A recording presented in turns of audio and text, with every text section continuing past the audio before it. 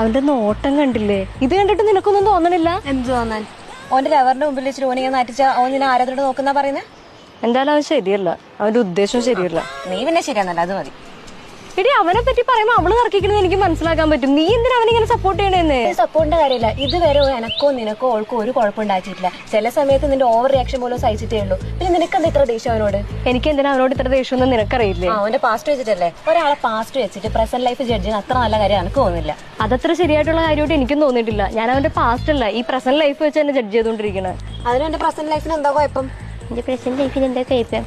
നിനക്കൊരു കുഴപ്പവും തോന്നൂല. കാര്യം എന്താന്ന് വെച്ചാലേ നിനക്ക് ഒബ്സർവേഷൻ ഇല്ല. ഇപ്പൊ സിമ്പിൾ ആയിട്ടൊരു കാര്യം പറയാം. അവൻ എന്ന് അവളായിട്ട് റിലേഷൻഷിപ്പ് ആയിട്ടുണ്ടോ അന്ന് തുടങ്ങി എന്നൊക്കെ അവൾക്ക് പാട്ടുപാടി കൊടുത്തിട്ടുണ്ടോ അന്നൊക്കെ സൈഡിൽ കൂടെ അവന്റെ എന്തെങ്കിലും ആവശ്യങ്ങൾ സാധിച്ചെടുത്തിട്ടുണ്ട്. അവളെ കൈക്കേറി പിടിച്ചോണ്ടായിരിക്കും. ഉണ്ടാ ദേടി പെണ്ണ എല്ലാം അറിയാവുന്ന നീ ഇമാതിരി വർത്താനം പറയരുതട്ടാ.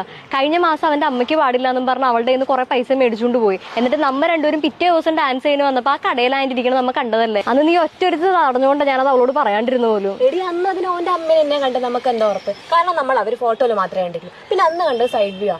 100% ഉറപ്പില്ലാത്ത കാര്യം ഞാൻ പറയൂല. എന്നാൽ 100% ഉറപ്പുള്ളൊരു കാര്യം ഞാൻ അങ്ങോട്ട് പറയട്ടെ.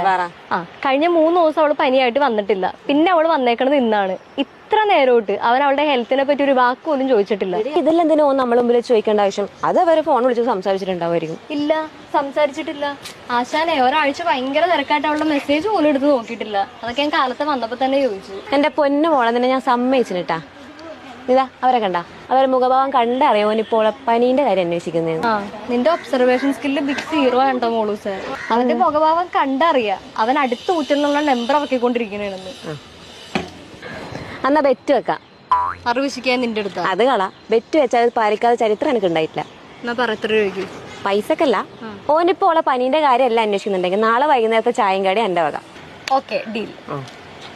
പറഞ്ഞ നേരം കൊണ്ട്